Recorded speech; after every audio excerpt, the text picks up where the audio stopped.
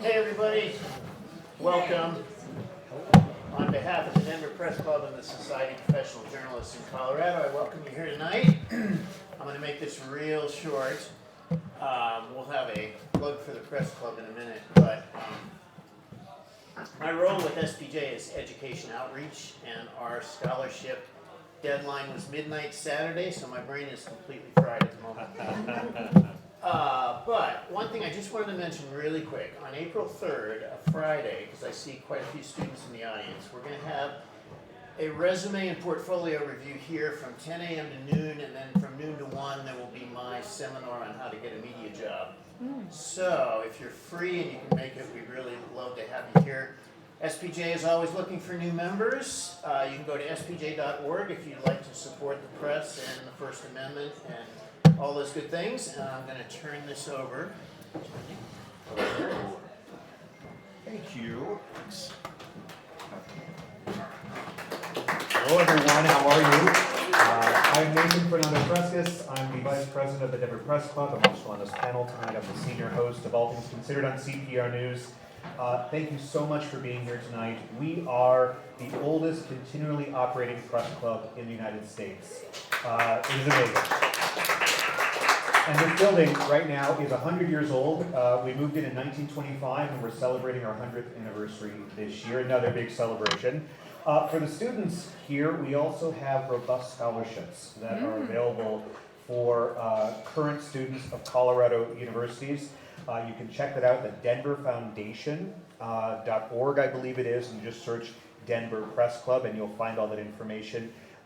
Scholarships are quickly closing. It's $1,500 scholarships up to $3,000 scholarships, and it really helps future journalists and students who love journalism. So with that, if you're also looking at membership, there are QR codes downstairs that help us survive as a club and also bring new members on as well. So that is all I have to say, and we'll get this started. Thank you so much for being here. Appreciate it. Whomever, so sorry.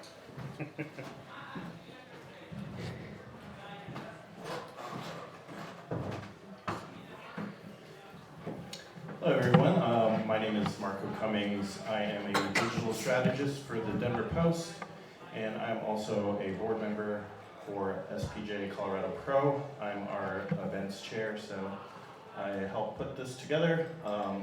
Also our panelists here and Esteban did the heavy lifting for this one, so I'd like to thank all of our panelists for joining us tonight. SPJ Colorado Pro, if you guys didn't know, supports journalists across the state by sponsoring the Top of the Rockies contest. As Doug mentioned, we do scholarships and we put together programming like the program tonight. So if you aren't already a member, I strongly encourage you to sign up because that supports all of these great programs that we do. So introduce our moderator tonight is Esteban Hernandez of Axios. He's a reporter that covers everything from sports to politics to everything in between. And you guys saw Nathan. He's a host for Colorado Public Radio, and he's also on the board here at the Press Club. Chandra Thomas Whitfield. She also works for Colorado Public Radio, host of Colorado Matters, and Paolo Zialcita. He's a neighborhood reporter for Denverite. And also part of Colorado Public Radio. Yeah. And Yolánda R. Chase. She's the founder and CEO of Diversity Waymaker. She works with organizations for diversity programs, planning, all kinds of things.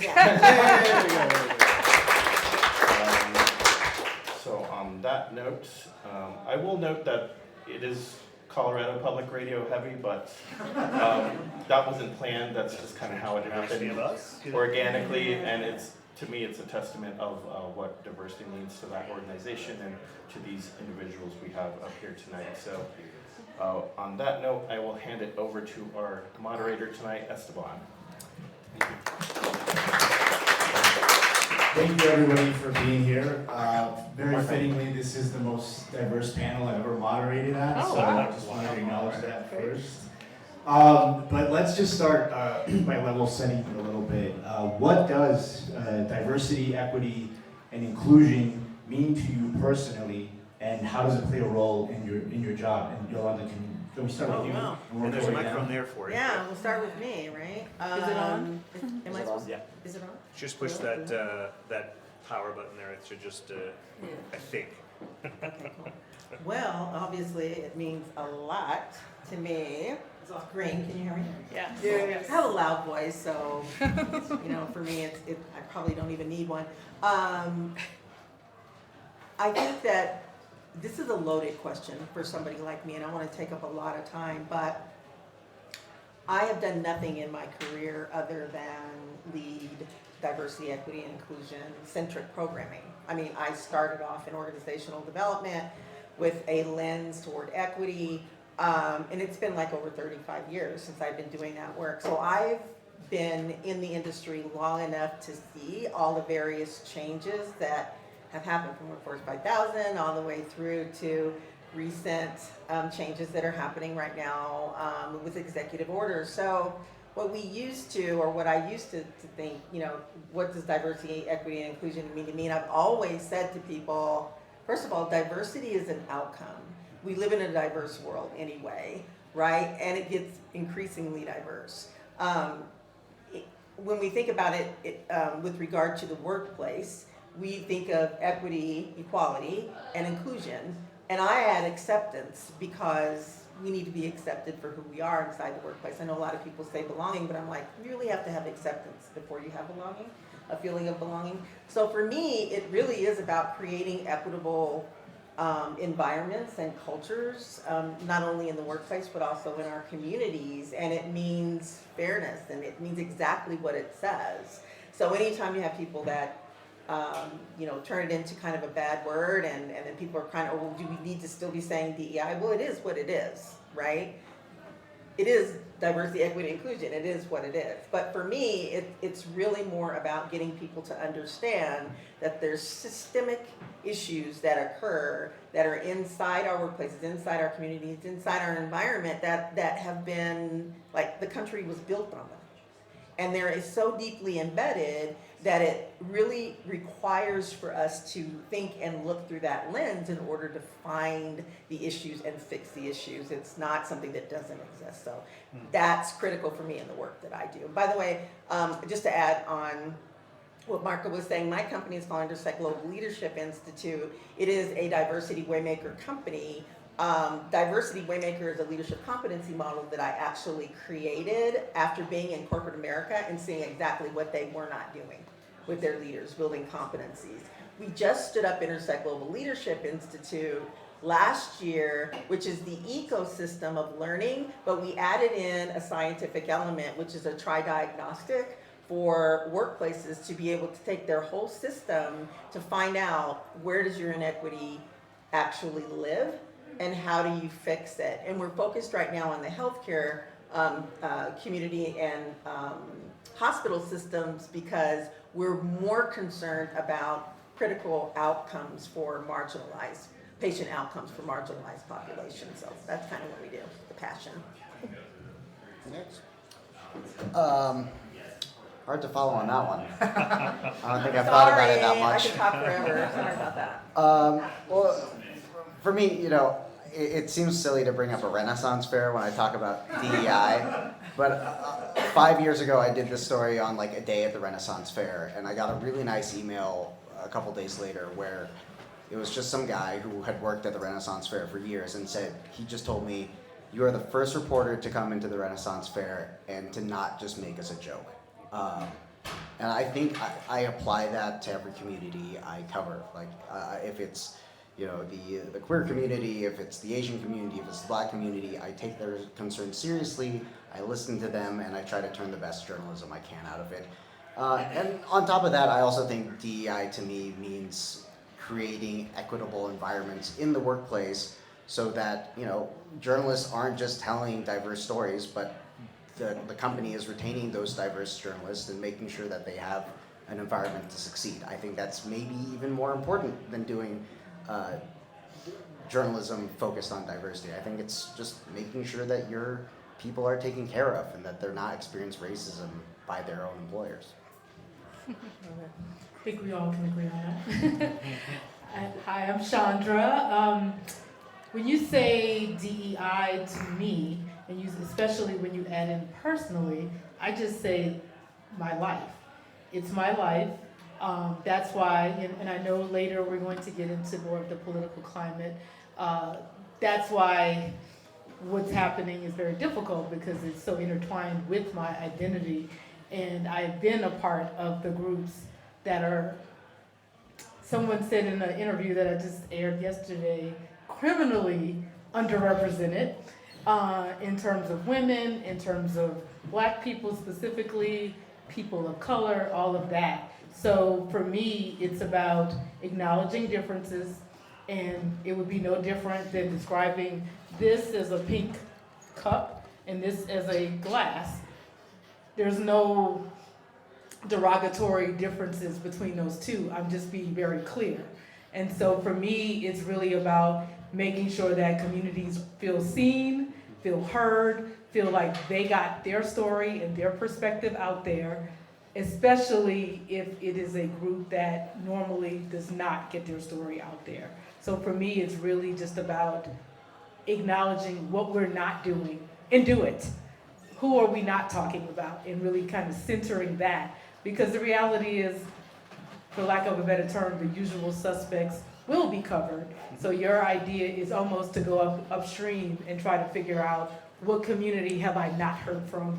And so that's really the center of my entire career, my life.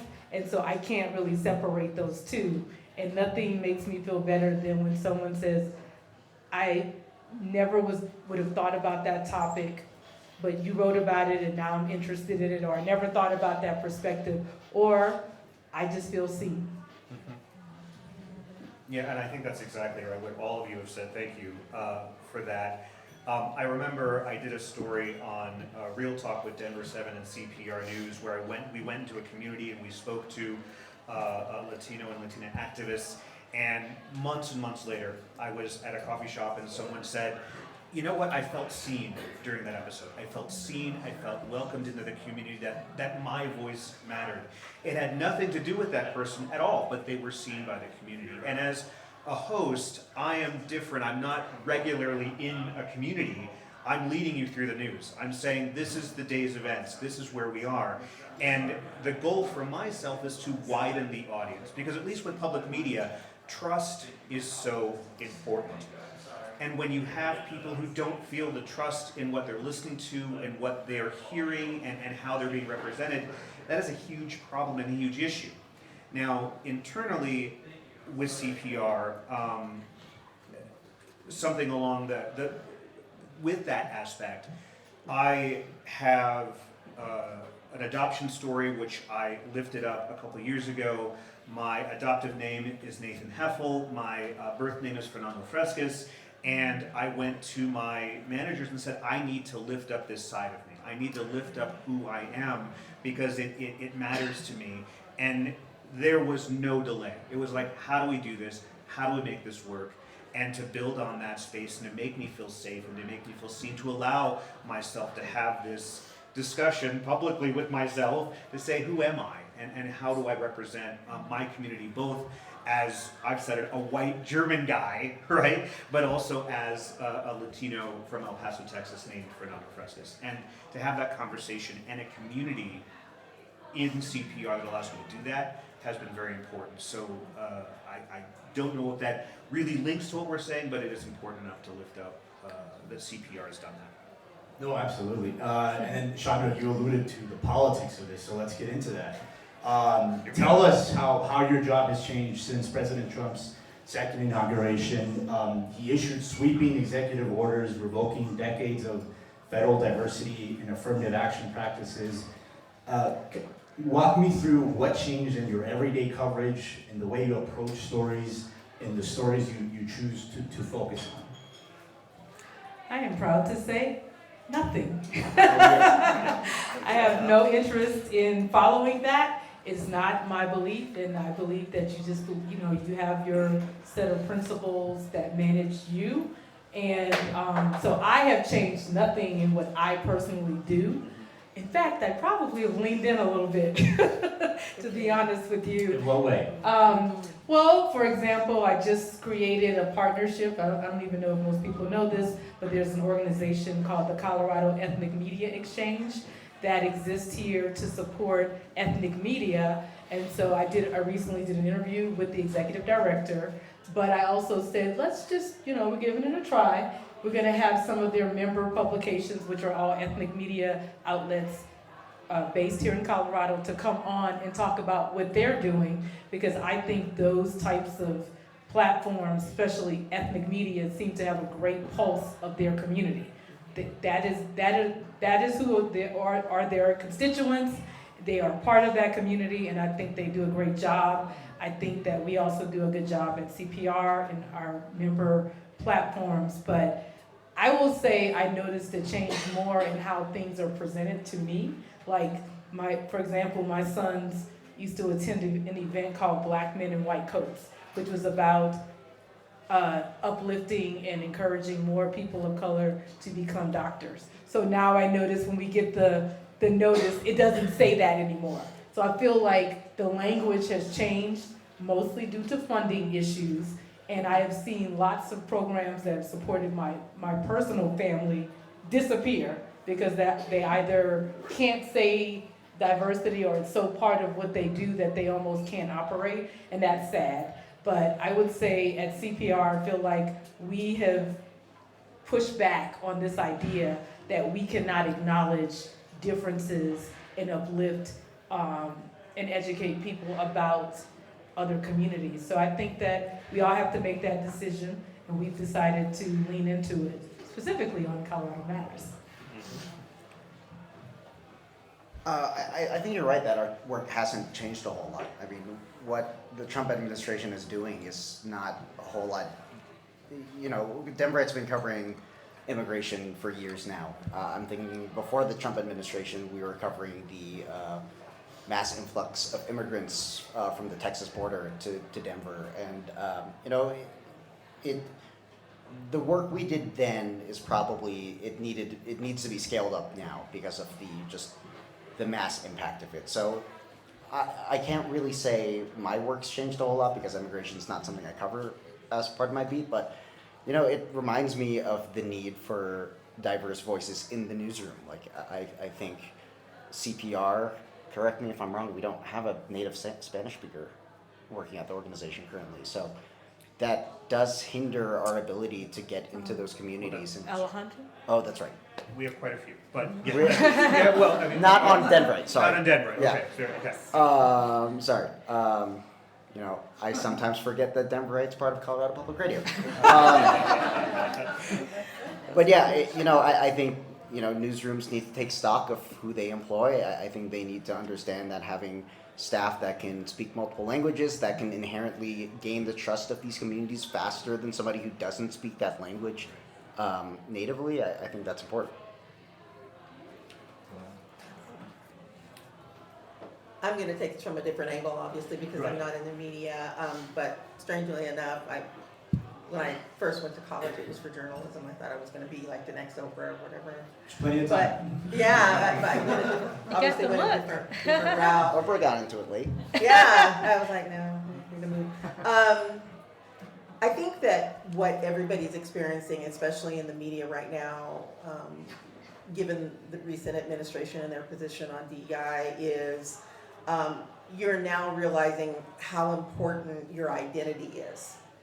And one of the things I think that is most critical for employers and for industries is to think about how do we now reconcile with our identity, right? And how is that actually coming through in the work that we do? I love to hear when people say, I'm kind of rotating forward, right? I'm leaning more in than I've ever leaned in before because I feel like I live this every day and people need to understand who I am, but I also have to understand who I am. And a lot of the work that we do centers around what we call identity reconciliation. It's reconciling with who you are in the midst of upheaval and disruption that is clearly attacking your identity. So how do you stay who you are? How can you be true to who you are? But also how you continue to do work that supports marginalized groups and brown and black people and LGBTQIA+. And it does require, when these things happen, it requires people to take a step back and go, wait, now I need to remember who I am in the midst of all of this upheaval. Now, I don't care what race you are. You have to sit back and go, well, I used to think a certain kind of way about equity, or maybe I couldn't be a catalyst for certain groups and certain things because my lineage told me this, right? The way I grew up told me that, and the way I act now is based upon those things that I kind of grew up and built my own identity around. Now is a time for organizations and individuals to go, let me check my identity, right? Let me dig deep to find out why it is that I think the way that I do. Is it interrupting and disrupting the ability to be able to move forward and to create change and to be disruptive in a good way, just agitating the system, right? And when I hear about media being pulled back and media being muffled and gagged almost, to me, that's a big issue. That's a significant issue, but the first thing in a dictatorship is to what? Kill the media, right? Discredit the media. That's because people listen to you. And if you are afraid, if you don't understand your own identity, or if your surroundings in your workplace that make you feel like you cannot do reporting or stories that reflect what's actually going on and the truth around it, then shame on them, right? Because that's what we're creating out of fear.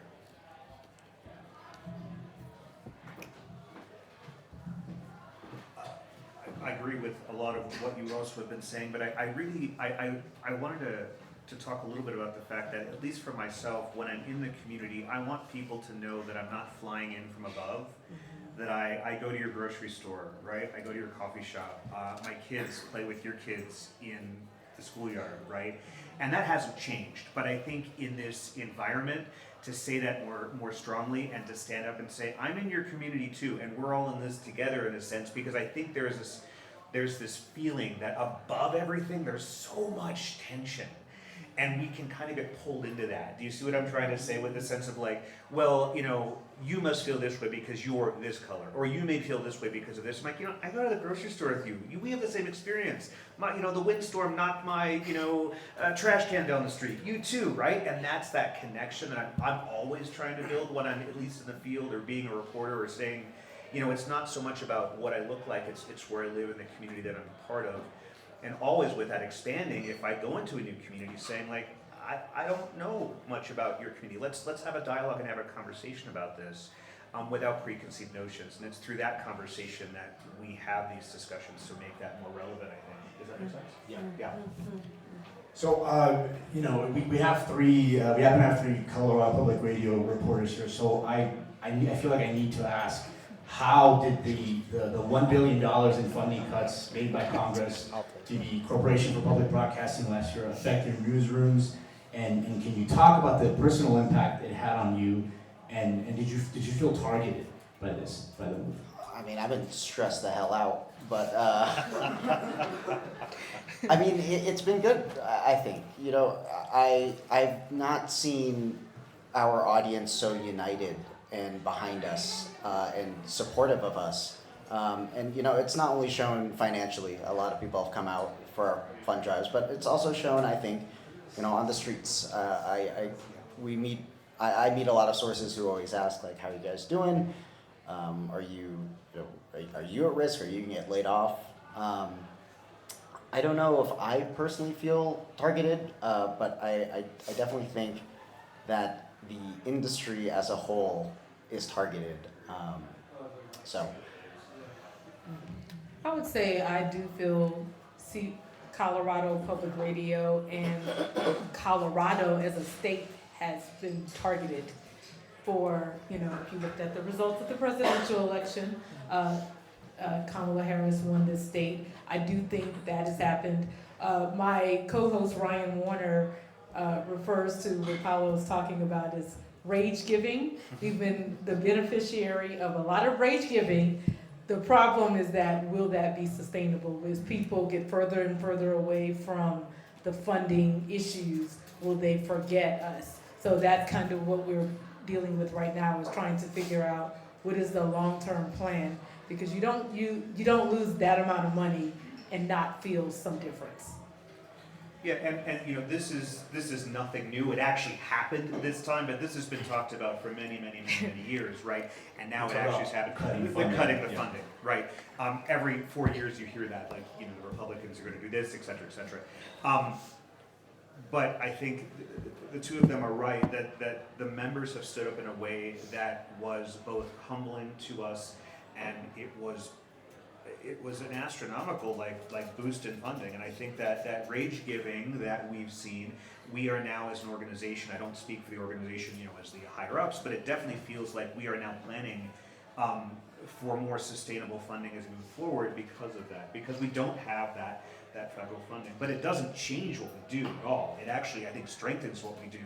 We are truly publicly supported, right? Publicly funded in a way that we can truly say that now. There is no federal funding coming in, maybe a small amount, I think, for the next couple of years, but yeah. And Yolánda, I want to give you a chance to respond to that as well. If you I'm see- really listening to that part of it, because I think what you're experiencing is what many, you know, organizations and many sectors are experiencing. It is political, right? This is what we grapple with, right? And the harm that's done, especially when it comes to public radio, for public networks or public television or news, where the public is funding it, you tend to get more authentic storytelling, and you also tend to get less of the censored stuff. And it seems to the public to be more middle ground. It doesn't take one side or the other necessarily, that it seems to be more authentic and more truthful. And I think that, again, that's the reason why it's often targeted first, right? We believe that it's too liberal, or it's too, you know, you're giving too much information or too much storytelling on X, Y, and Z, and we want to be able to control it like the big conglomerations do, like the big, you know, the CBS, NBCs, the big stations do. But that's being felt everywhere. My business alone lost, you know, over $100,000 last year, just because of executive orders that impacted organizations that receive federal funding. And I probably could have crawled up under a chair in a fetal position and, you know, said, I can't do this, but I didn't. I said, we will rebuild ourselves. We'll figure out how we can still do the work that we need to do in a way that we don't get arrested or put in jail, right? To your point about seeing different terminologies being used now, things like that we just have to figure out a way to continue to do the work. And it does require us to be creative. But also remembering that this is not the first time that diversity, equity, and inclusion has been attacked. It's gone on for decades, for years, for centuries, and it will continue. The difference is when it becomes so agitated, and the person with the largest microphone has the ability to do more influencing. Then you're battling that, and then you're also battling things like the legal system and how the legal system catches up and all the things that we're experiencing right now. So while money is being lost, my thing is always to continue to fight the good fight, do the good work, make sure that you're getting the information out there, be authentic and be clear, and have integrity. Yolánda, just a quick follow-up. After President Trump was elected, were you essentially prepared for this to happen, or was it? Yeah. Yeah, a lot of people, you know, a lot of our clients came to me and said, oh my God, are you gonna close your business down? I was like, no. First of all, I'm highly spiritual, and I believe that doing this work is protected. I just believe it's spiritually protected. So I, every day, and my folks, my people on my purple bench and on my team, we understand that we're doing it for the good of all. And so we don't get weird about that. Did I cry a couple of days when I saw the executive orders come down? I did. Not because I was worried about my business, it's because I was worried about America. I was worried about humanity and what it's doing to humanity. And as soon as I got done crying, I said, now what do we do? And got with my team and said, this is what we're gonna do. This is how we do it. This is our strategy. And we feel good. And anyone who is doing this work right now, whether you're in diversity, equity, inclusion, whether you are part of a diverse community, whether you are an ally, the thing that you have to remember is at the end of the day, it does prevail. It has, look at history, it will, but not if you step back. And I just want to add, since we do have a captive audience here, kind of piggyback off of this, what is happening is that people are turning off media overall. And I know after the election, I personally, even as a journalist, had to kind of disconnect, and I understood that. But I think that you have to understand that that is what is wanted, is for you to turn it off. And I do think that if you do have friends and family who are doing that, who are engaging in that, you have to let them know, like, once we die and we're not in existence, this news is not just gonna come to you. That's kind of the downside of the reality that we live in right now, is I can only listen to this and I can only listen to that. And I'm just saying, I stand by our product that we deliver. I see the behind the scenes and the fact checking and all of that. So I'm saying we really need to raise awareness, because I know plenty of people who are like, I'm a news hound and I listen to news, and they're like, I don't watch anything now. They turn it all off. And just understand that that is what is desired, and you will not get the truth or the information or the context. So please tell your people to stop doing that. It doesn't benefit anyone, and it actually is what the perpetrators desire. But you really do need to critically think as well.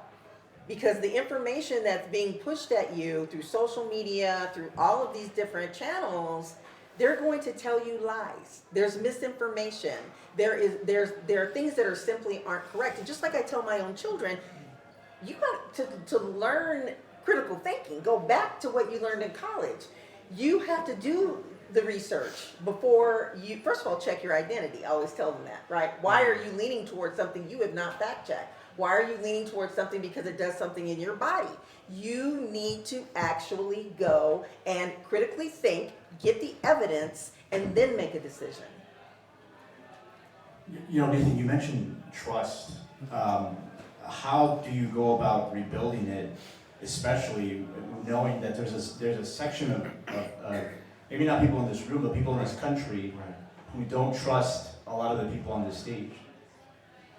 Well, I mean, I don't know if it's rebuilding trust. This is what we do, and the ethics that we follow, and the work that we do to uncover stories and to tell the stories. That doesn't change. And so I think there is more of the sense bringing more people into to what we do, and to be more open about it. For example, when I do web stories, I haven't done them for so long now, but I would call it showing your work, right? Here's where I'm at, but I would link to the actual sources that I did. I would actually say, here, read this yourself. This is what I've done, and here are the actual sources. And to get back what we were hearing earlier, I think there is a sense that there is a need for education in civics, and education in how to do critical thinking, because there's so much, what is it, the AI slop that's happening now, right? Where you can literally, it is getting very tough. I'm very good at trying to figure out AI slop, and it is becoming harder and harder and harder to do. And I think it is incumbent upon us as journalists to say, this is how we fact check, this is what we look for, this is through our lens of truth, helping to educate the public. You're talking about improving media literacy. I agree, yeah, and I'd love to hear what other people think about that. But I think even in the sense of, in the scope of DEI, there is a way to do that, and show our honesty and who we actually are in that lens, as well as then educating about media literacy. Does that make sense? Yeah. Anyway, yeah. Yeah, I think you got a spot on there, but I think there's also a component of like there are audiences that have never held our trust. Right. I did a story in Denver's Little Saigon district a couple months ago, and like people there, they were inherently distrustful, even though I looked just like them. They would tell me like, you know, they don't talk to press. They would tell me like some TV station barged in the other day and tried to talk to them, and you know they just want to get involved. So, you know, with some of those people, I was able to win that fight. I was able to, you know, explain, this is what I do. I'm not here to hurt you. I'm not here to, you know, communicate what you're saying. I'm not here to slander you. But there were some who, you know, they needed more time. So I think what we need to do is, you know, like Nathan says, we need to, you know, explain journalism, improve media literacy. That's something that we're not going to be able to do. But I think what we can do as journalists is just explain our work better, sit down in rooms, sit down with people and explain, you know, why we do things. Something I like to do is go on Reddit and Discord, and like if somebody's talking about my article and they have a criticism, I go in there and I say, this is why we chose what to do. It's like not some nefarious bidding by me and my editor. It's just a shortcoming of journalism. I'm sorry. And I think they come away from that conversation, hopefully not hating my guts, but understanding a little more what we do and why we do it. And I would say, you know, I was an independent journalist for a long time, so I've kind of had the experience of being with an outlet or not necessarily being with a specific outlet. But I, you know, and I say this especially because I understand we have journalism students in the room. I tell people your name is everything. So if everyone associates your name with fill in the blank, it kind of follows you. And Colorado, to me, is not necessarily a big media town. There's only so many operations here. So once that name gets out there, so I'd say take that seriously. I represent CPR now, and I'm very proud of that. But I go up to people, you know, kind of similar to what Paolo said, and I was like, this is what I'm trying to do. I will break it down to them. Like, I feel like I haven't heard your perspective and what happened, and I said, I want to tell your story. And I tell them, go look at my work. So that's really all you really have when you walk up. You don't know me, I don't know you. And some of the biggest stories I've ever had started with this trust element of me saying that. But I would say second to what Paolo said, fact checking. And you know, sometimes when you're at the end of a long story and you're just like, oh, that's fine, I read it a million. Don't do that. Go line by line, check every fact, it is proven as weight in gold, as they said, every single time.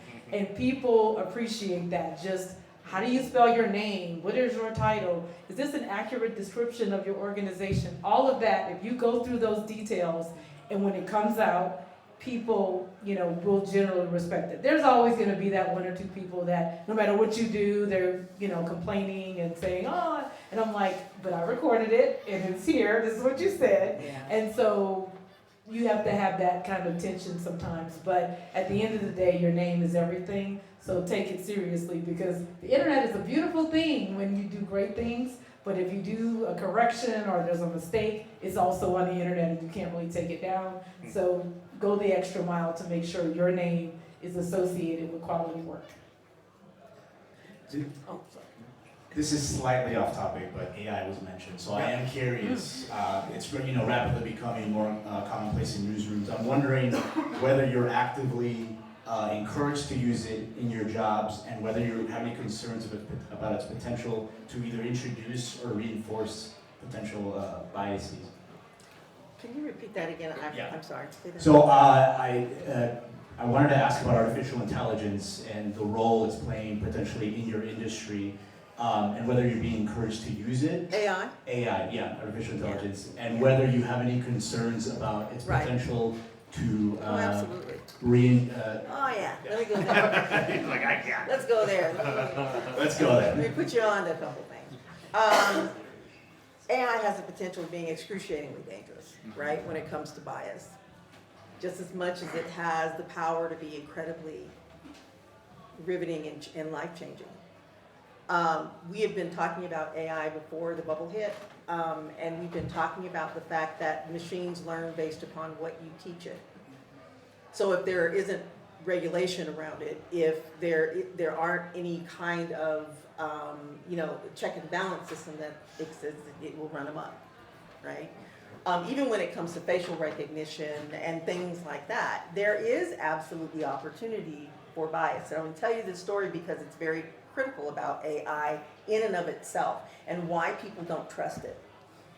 Not to mention, I mean, set aside all the legal things, you know, whether or not, it, you know, when you ask it certain things, does it own the IP or do you own the IP? Like things like that we have not figured out yet about it.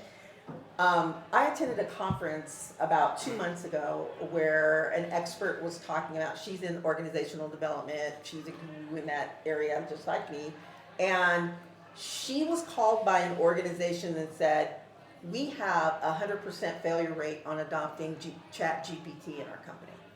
100% failure rate in adoption. 100%.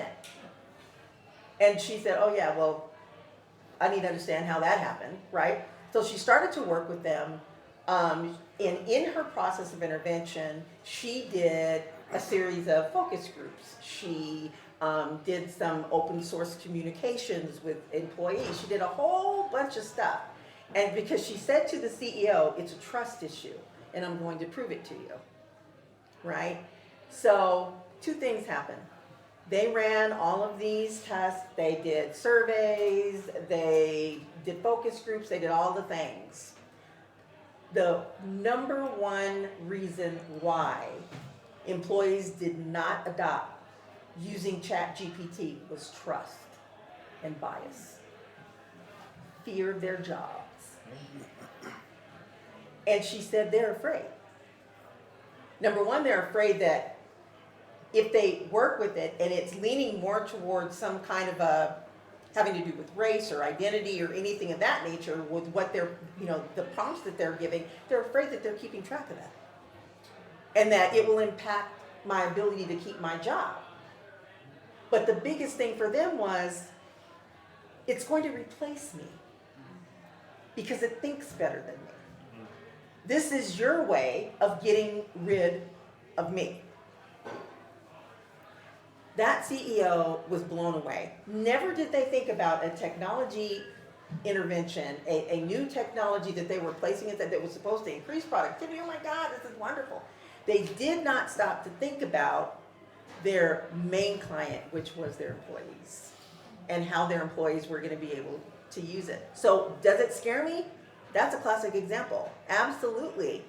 Do I think that we need to have legislation around it? We need to make sure that there are things that are codified when it comes to AI, that we have to be serious about machine learning and what we're actually teaching it to do, but it is bigger than us.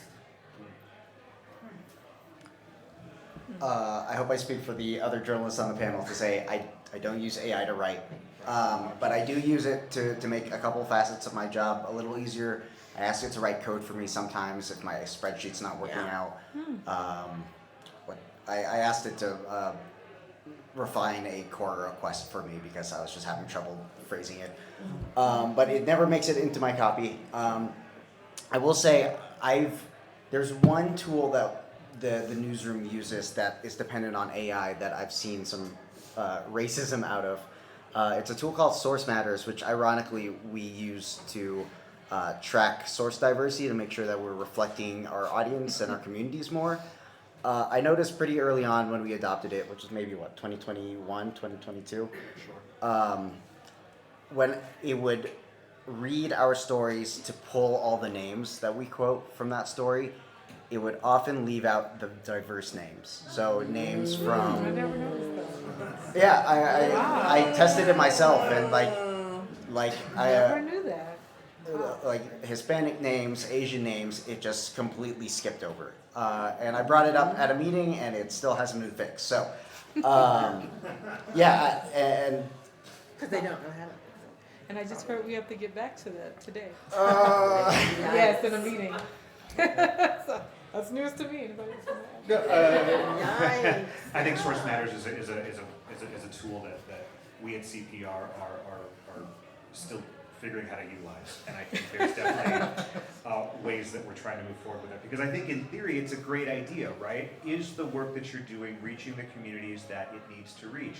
Are the names that you are that are in your copy, is it representing a wide community. Is it perfect? No, it's not, and I'm going to be very honest about that. Are there changes that need to happen? Yeah, definitely. But I think the intent is there, and I think it is always this sense of how do you quantify something as like, am I in this community, right? Am I getting to these places that have the stories that we're not telling? But I'm not sure we have found that yet with that particular program. But that's just me, and that's completely my own view. With the using AI, I know we use transcription services that are AI that gives us a quick rundown. Well, those get names wrong too. Yes, well, yes, right. And so it allows it also, which I found really interesting. It says like, here are the key quotes. And that's very interesting. I don't actually use those, but I find that AI now, without asking, has said, here's the transcript, it's written down, but also here are the 3 questions, or here are the 3 quotes that you can pull out of this interview. Scary, yes. I But mean, is also, it usually in line with what you would have picked? yeah, and I want to be clear. Yeah, it is, right? It is. But I still don't. I have to still go through that copy, right? And I still read it line by line, and I pull out my quotes from there. But yeah, it is quite interesting how it does that. But again, yeah.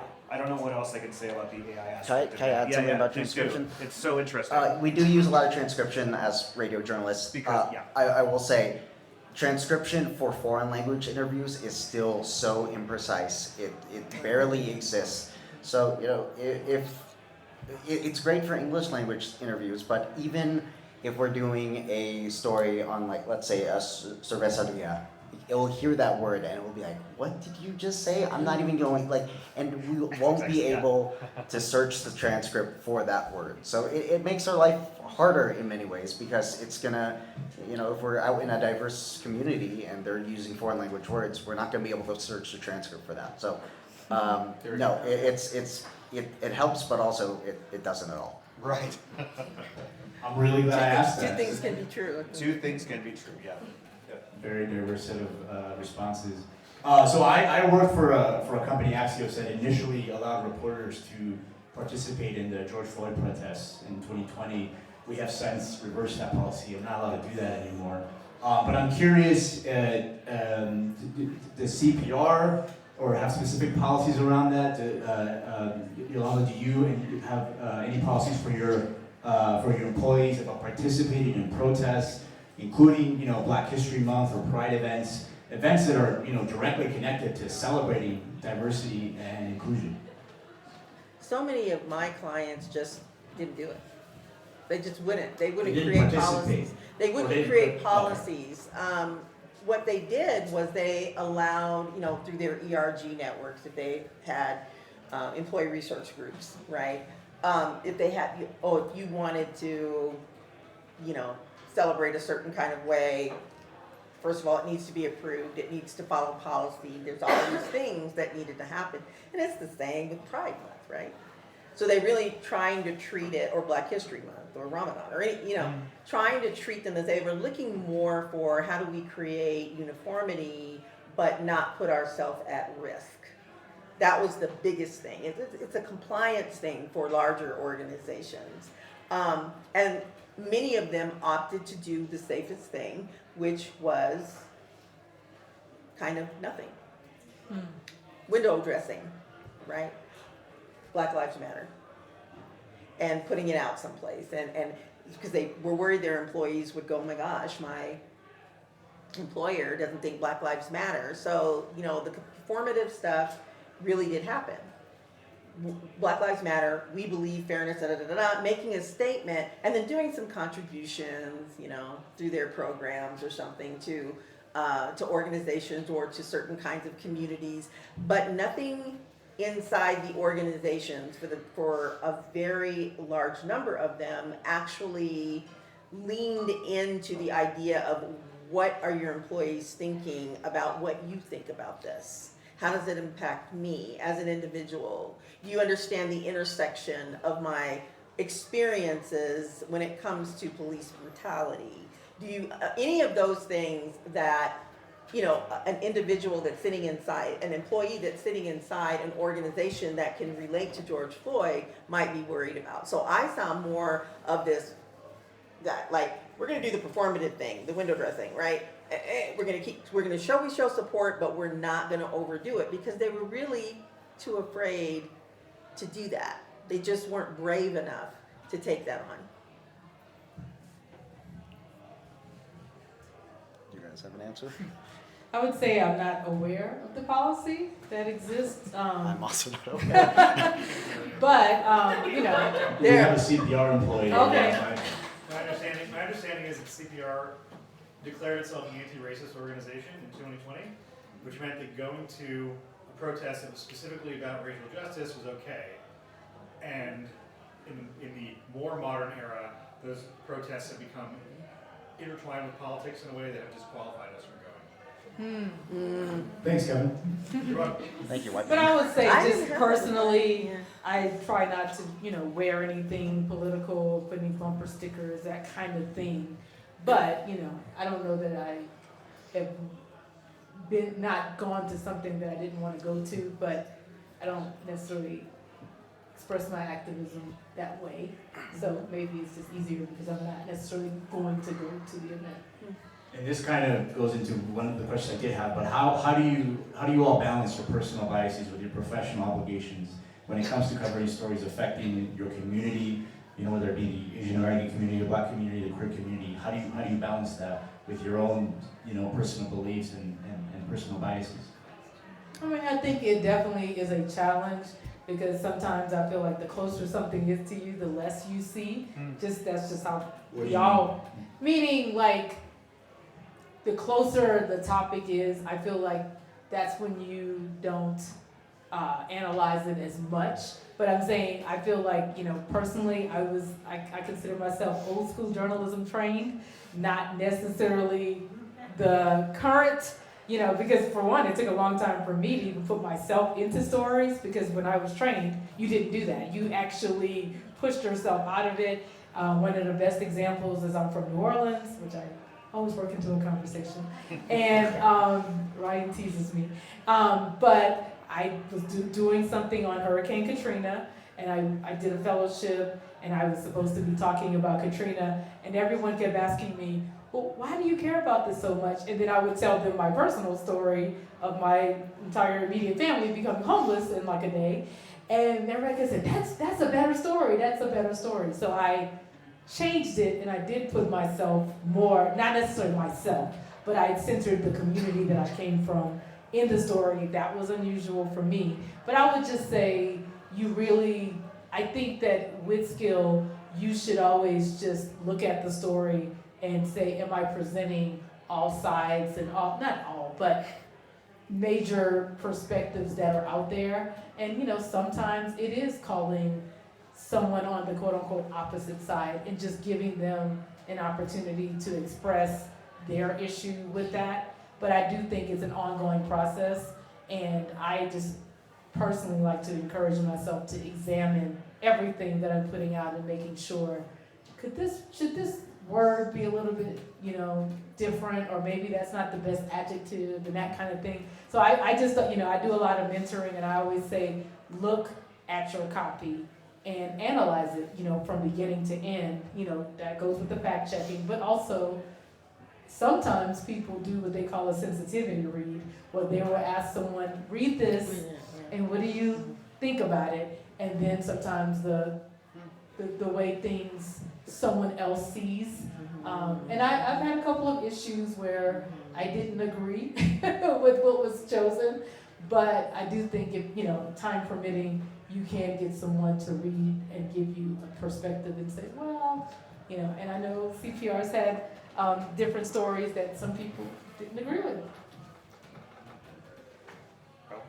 Sure, I'll go. What was the question? I'll go. How do you balance, you know, Your personal- your professional, your Oh, personal yeah, yeah. biases with your professional Right. obligations? I mean, it's hard, right? Like, I'm a first generation American. My parents only recently gained their citizenship. So, like, Congratulations. thank you. I mean, I've been a citizen. I was born here. But you know, it's been hard, especially with recent developments. It's been hard to set aside my bias, and you know, you could say that bias is political, but for me, it's common sense. Like I was born in this country to two parents who sacrificed a lot to come from the Philippines here, and like now the question of birthright citizenship is coming up. It just feels it is racist. It's quite frankly very racist, and it's been hard to set that aside, and it's been hard to write about it in a way that is. I don't want to be fair to that side of the argument because there's no real way to be fair, but it's one thing to be a journalist and to write something so politically charged and so emotional, and it's one thing to be a journalist who writes things from a neutral point of view that lets people make their own conclusions. And I've been trying really hard to stick to that part instead of, you know, I don't want to be somebody who tells people what to think, and I think that's the kind of journalism that I'm really striving to do. This is interesting because being a journalist, you know, you're supposed to maintain your neutrality, and then in the work that I do, neutral is complicit, right? So I have to kind of separate myself, you know, from this is the job that they do, but know that you have a life, right? That you think that you have certain beliefs, but for me, it's more, if it violates my personal truths and what I know to be true, I simply will not do it. And I've turned down clients and just said, oh, I'll go around you, thanks. But if you're not willing to face these things, if you're not willing to be honest and accept what you're going to be told, and you're not willing to do something about it, then this is not the company for you. Like, we want to make sure that you are, that everyone in your organization is benefiting. And that means that you're going to hear some painful truths. So for me, if it violates my personal truths, what I know to be true through education, through fact checking, through critical thinking, then I just don't do it. I won't. That's the integrity of it. I didn't choose a career in journalism. I didn't go that path. I knew that about that path, and I also know that I have a multiracial family, a multi-ethnic family, that all believed different things. The Hispanic side of the family believes one thing, the white side. I mean, it's difficult when you grow up in an environment that's multiracial, multi-ethnic, because there are heavily, deeply rooted beliefs depending on who you're talking to. So trying to find your way through that. And mine just had to be, if it violates my personal truths, I won't do it. I try to end on a positive note, but thank you, Yolánda. You know, you mentioned a specific group for Black journalists, and I'm wondering for everyone else here, are there any existing support systems for you know, journalists of color or from underrepresented groups that you're a part of that you know, kind of help you through your work and through some of the more difficult parts of your profession? Well, yes. Well, you mentioned Black journalists. I hadn't actually publicly announced this, but I'm the president of the Colorado Association of Black Journalists now. So, it was kind of a surprise. Anyway,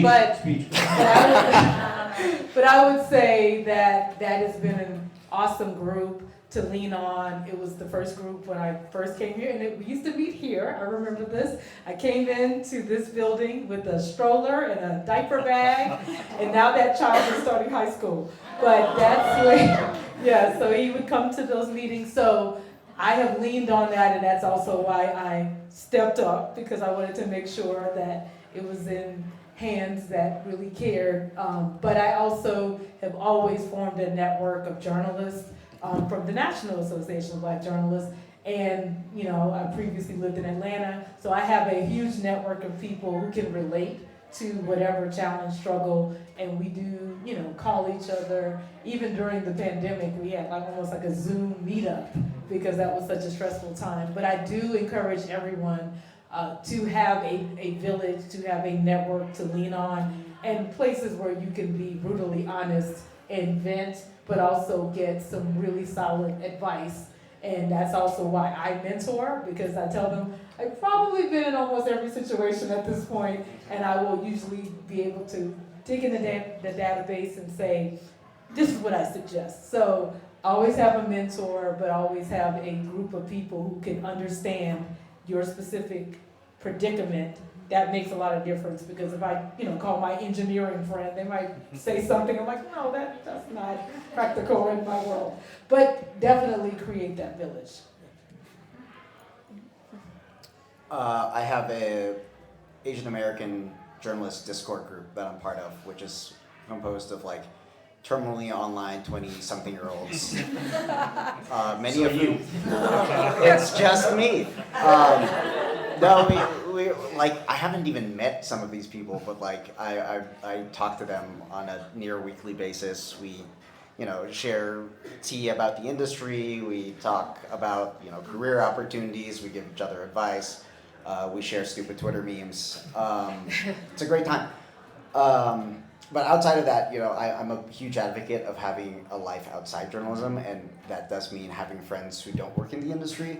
I was just at a wedding. Can you repeat that for the Yeah, don't marry a journalist. Yeah, I was about to say that part. Don't date them. I was just at a wedding in Boston, and no one there was a journalist, and it was the best time of my life. But were they really impressed when they found out? Well, they were other teachers. They were teachers, so like, also sad people. Don't marry a journalist. For myself, obviously the press club is one of the most amazing places that I am here all the time. It is one of my safe spaces.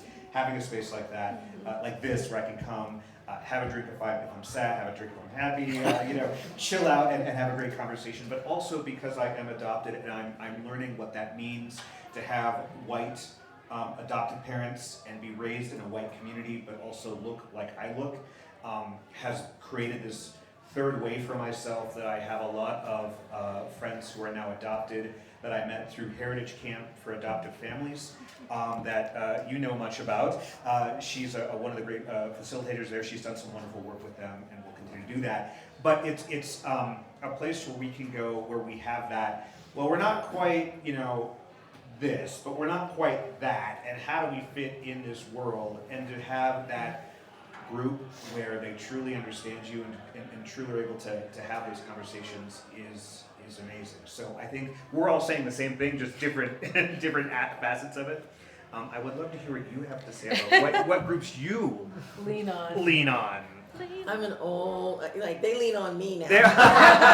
But don't you have that space? They where lean you- on me now. They're like, I mentor more people. And then sometimes I have to say to them, help me out. Like, I need to, right, fill my cup. My cup isn't always full. And I would be wrong for me to enter in any situation thinking my cup is full.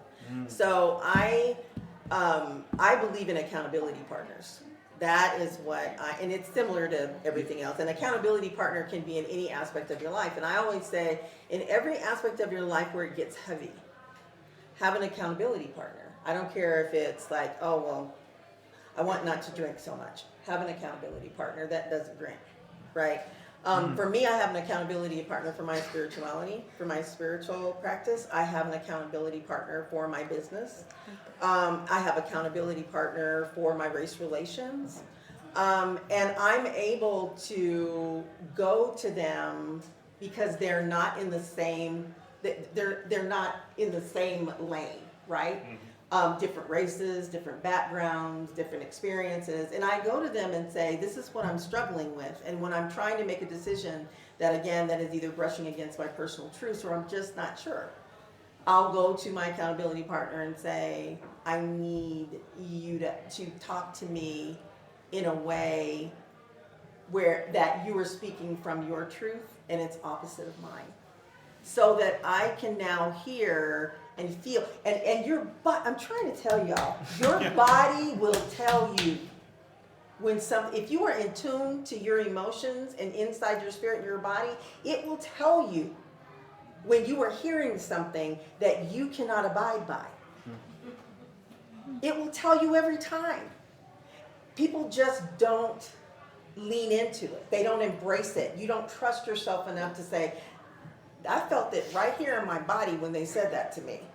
Why did I feel it right there in my body? Was it lineage stuff that was telling me that, or is it because it's violating my personal truths? Then you can start to have the conversation around, you know what, that doesn't feel good to me. If it doesn't disrupt your body, then you can go, I need to rethink, probably. I need to reprocess. Maybe I need to take a step back and hear what you're saying. Get into the vibe that you're in, where you're sitting right now, and get a feel for how can I adjust. Doesn't mean that I have to acquiesce, doesn't mean I need to agree, but it does mean now that I've opened my mind up to hear what you're saying, and even if it takes me 3 or 4 days or 3 or 4 years, I'm gonna remember that, and perhaps it might change my point of view at some point. Well, I'd like to thank SPJ Colorado and the Denver Press Club, and most of all, our panelists for the wonderful discussion. Thank you so much for coming up, and I'm sure they'd like to meet you after this, so thank you. Oh, we're not taking any questions? Do we have time for questions? You got people that have questions, look at that. Sure, We we give can a take few questions. more. Yeah, Can Somebody somebody? gotta read the room, somebody gotta do the room. I'm not getting up. I'm talent.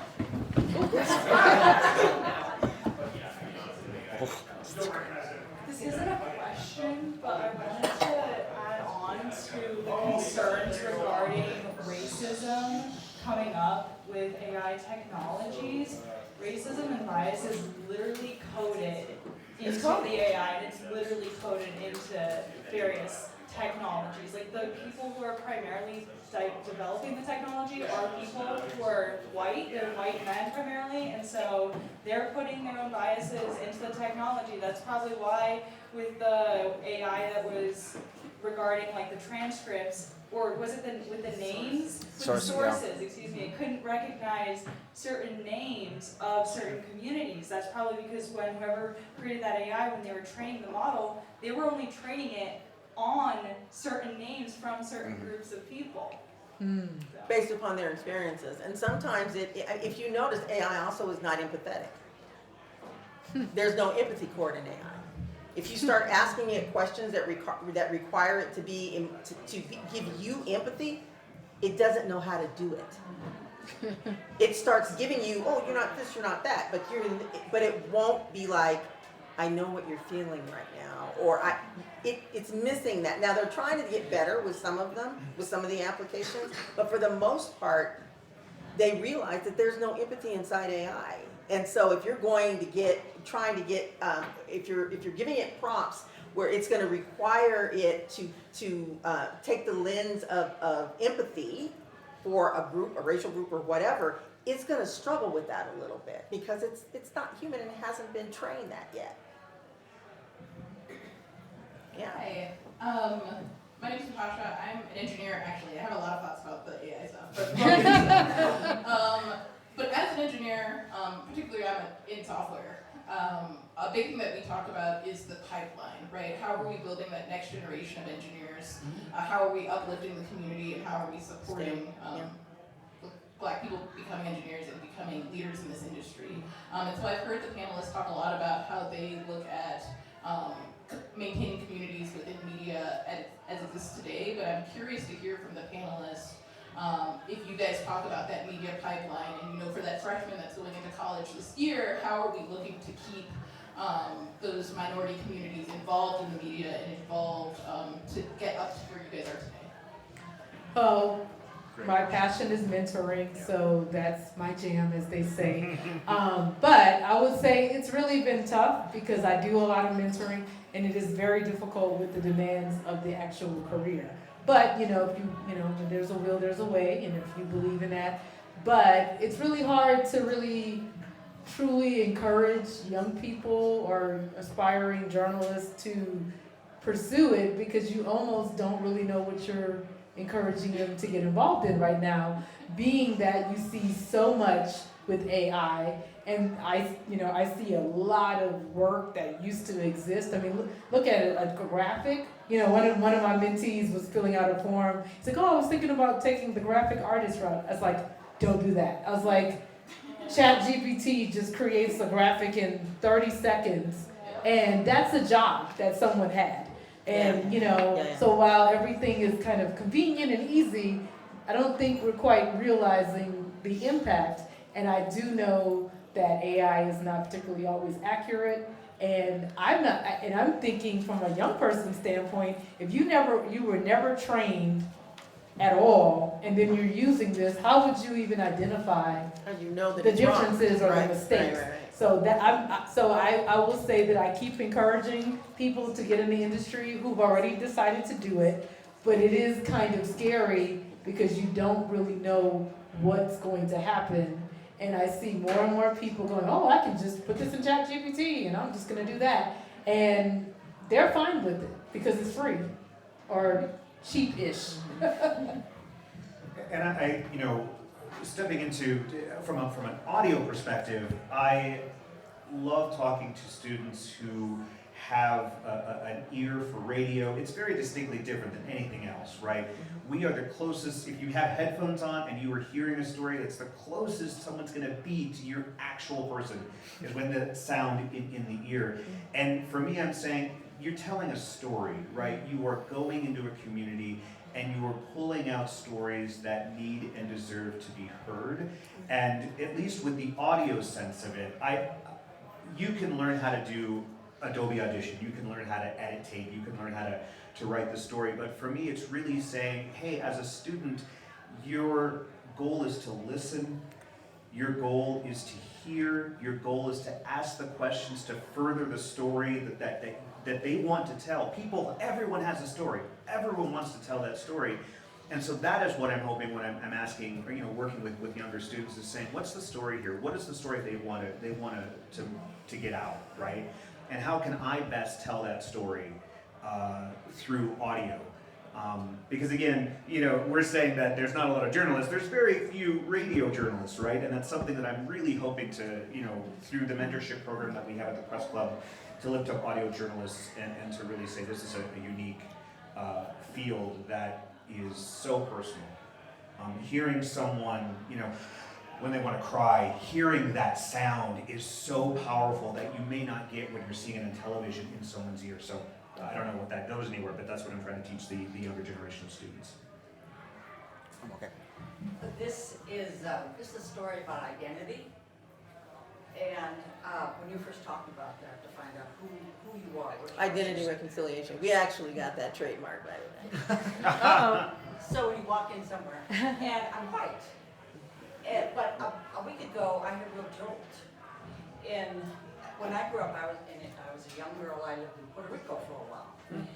And then I married a Puerto Rican. But he was a Puerto Rican Hawaiian. There is a whole colony of Puerto Ricans in Hawaii, and on the Big Island especially. And his dad, he was a truck driver for the sugarcane company. And his uncle was the Luna, who was the one that's like the supervisor of everything. He would ride around on a horse. The only way my husband could get off the island, everybody thinks it's paradise unless you live there, and you want to get off the island, was he became a Marine, got off. Anyway, left the Marines, and he and I married in 1976. And I had met some of his family in the Bay Area, so I knew there was more culture than I was used to. And so we went to Hawaii, and I was the only Haole there. I was the only white person, and they all spoke Pidgin, or they spoke Filipino, or they spoke some Pidgin, a little bit of English and Spanish. It was, and the food was just all very different. So we were married 44 years until he died. And we would go back to Hawaii, back and forth. And we'd go to the Bolinton dances, and they would dance the kachi-kachi, and the music was just, it was just spectacular. Then Bad Bunny. And my sons and I, there were one's on the West Coast, one's on the East Coast, we were texting the whole time. Sit down, listening to Bad Bunny. And you saw the sugar cane and the hats and machete, all of that stuff. And I was just full, my sons were so proud of their heritage. And I was just so jazzed. I live on the 4th floor. I went down to my neighbors on the 3rd floor. I said, oh, you guys, and they're both my age from Philadelphia, white couple. And I'm talking to them about this, and I'm so excited. I'm telling them about the food, and Hawaiian food, and Puerto Rican food, and all this. And they're saying, well, you know, I've heard about that, Bunny. Just, and that music is something. And I thought, God, you are so white. Isn't that crazy? Kind of jolted me. Thanks for sharing that. I think that's what a lot of us experience, right? Thanks for sharing that.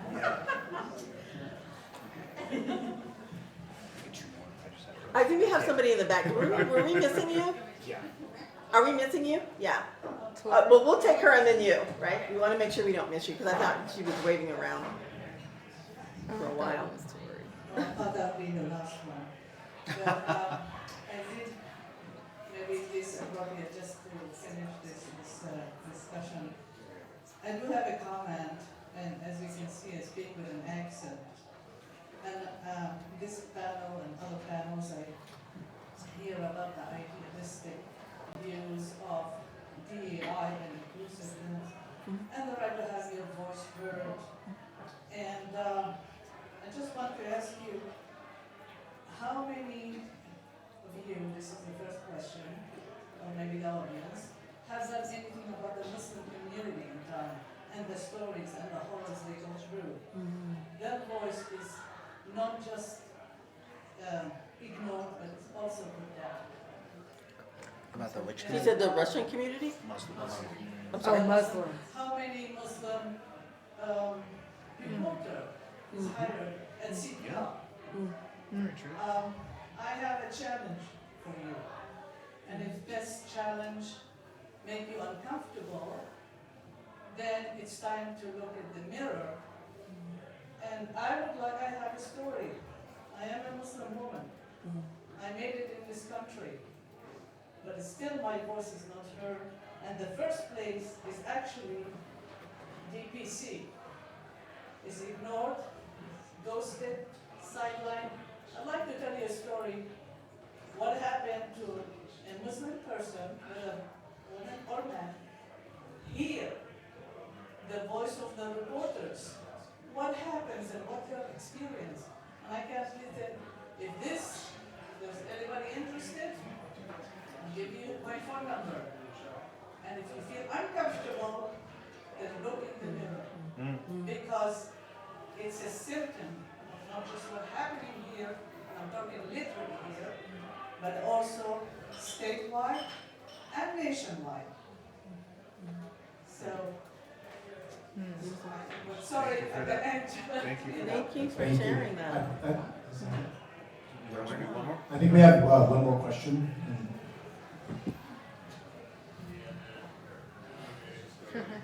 Tess. Hi, my name's Dan. Back to the edict or the compliance recommendation from the Trump administration about DEI, as it relates to CPR, I'm wondering, did a memo come down to say, be careful about who you interview or the type of interview questions you ask or the story pitches? And a follow-on question, is this answer different depending if you're in a red state with a red legislature controlling the purse strings? Yes. Thank you. No directive has come down from upper management, and by that I mean Stewart. And I hope it's not true for either of you. No, never been. We have always been free to interview who we want and when we want. I used to work at a member station in Reno, Nevada, which is a very purple state, probably far more purple than what Colorado is now. Also the same thing, interview who and what we want, do as many stories on identities we'd like. It's probably different across the hundreds of public radio stations across the U.S., the hundreds of newspapers across the U.S., but in my experience here at Colorado Public Radio and Reno, Nevada, No, not been a problem. And the pressure does not have to come from an order that's come down from the administration. The pressure comes from relationship that's behind the scenes that you don't see. States like Arkansas, I have family in Arkansas. yeah. so I can tell you right now that public radio is probably a little different there. And that's probably because of the fact that they've got legislation around DE&I. So anything that has that word in it, anything like people, even if there's not a directive not to do it, there's the feeling of we're going against what the rules and the laws are of the state. And there's that culture of not wanting to do it. That's why I said, yes, it is different depending on the state, I think. The experience of the individual, not that there's been some order that came down, but the experience of, are we comfortable? Should we, can we, and still live in the state, right? I just want to add on to that question too, specifically for Nathan, since you're a host. I mean, obviously, Chandra and Paolo and all the other reporters are going after the stories that they find are important. But you as the host have to communicate that to a statewide audience. And I wonder, outside of political pressure or institutional pressure, like, do you ever get stories that roll across your host desk where you're thinking to yourself, I might need to spin this or downplay it or otherwise because I have a statewide audience, I don't know who might hear this. Do you hear from listeners outside of the metro area who might react to that stuff? I don't. I think, I would never spin a story or change a story based on, I think that's very clear. Frame it. Frame it. You said spin, and that's a very different word. I want to be clear that you said that, and I'm not. Yeah, Kevin. I think the biggest thing for us is that we are a statewide network, and so stories that are in Denver, that, and this is an editorial thing. For example, you say, XYZ happened in 5 Points yesterday. Someone in Grand Junction has no idea what 5 Points is, right? And so we have to say 5 Points, XYZ, etc. And vice versa. There was a fire up the whatever in random street that comes from Georgetown. You have to say that as well. So it is less me, changing a story, but it's also saying it's bringing people in, saying this happened here, this is exactly where it is, and this gives you context as a statewide audience. Does that make sense? So I'm not changing anything or dropping it, I'm adding things for that matter. Is that what you... Do you ever get nervous about a story because you're communicating it to an audience that goes maybe beyond the community where it originated from? No, because again, if you think about it, I'm reading the intros and the outros, right? As a host, I'm reading the intros, this is what's happening, and I read that, and I go through those stories. Has there been a time where I'm saying, you know what, this story doesn't hit right, and because I'm the final ear and the final eyes before a story goes out? Yeah, I've done that, and I've said, hey, editors, this story, this may not hit the way that you want it to hit, or this may not be the correct framing that you're looking for. It's that sensitivity test that I think you've talked about. There has been some of that, and I think that is a valuable skill to have the agency within an organization to be like, this doesn't sit right, and to take it to people that may be able to have that conversation. Again, I will read the words. I'm a Ron Burgundy, right? I will read what is on the page, but I will also say if it doesn't feel right. If there's a gut check that doesn't hit right, I'm definitely going to bring it to someone and say, this doesn't feel right. Because again, I am representing the listener, right, as the host. I'm representing the person who is driving in the car or picking up their kids, etc. That is who I'm representing, and if it doesn't feel right to me, it probably isn't going to feel right to someone else as well. Does that make sense? Yeah. And I would just add. No comment on my input, it just also skipped the same experience everywhere, like glazing over. we could talk to you one-on-one right after this, if you'd like us to. Yeah, but I'd like to be like CPR, how many Muslim reporters have, Yeah, and I think, it's comments like that tend to put things on someone's radar. I know we created a series called Aging Matters that we do, and not that it was directly tied, but someone said, you all should have older voices on, and that just, so I do think, speak up. And I always invite people, our emails are on the website, so if you have a specific idea, then send it, and I know, for example, I rely a lot on social media, and because we physically can't be at all the different meetings and all that, but I recently joined a Muslim group online, I think it's something like Muslims of Colorado or something to that effect. And I just pay attention to what they were talking about. And it's interesting, and it does jog certain thoughts that go, oh, I wonder that would be a good story. So to your point, I was just gonna say what I appreciate about CPR, but specifically also my Colorado Matters team, is that I learned that the way you really get diverse stories is you just hire a lot of different types of people. And you invite them to bring their interests. I think that I had been in rooms, but I was not necessarily invited to bring my interest. I had to almost fight for my interest. And so that's kind of been the difference with CPR specifically, is I haven't felt that way, thank God. But I'm saying, to your point about reading or sensitivity, you know, we have a diverse team. So I can easily lean over to, you know, I mostly work with Colorado Matters, but not to say that I couldn't ask, you know, either of these people.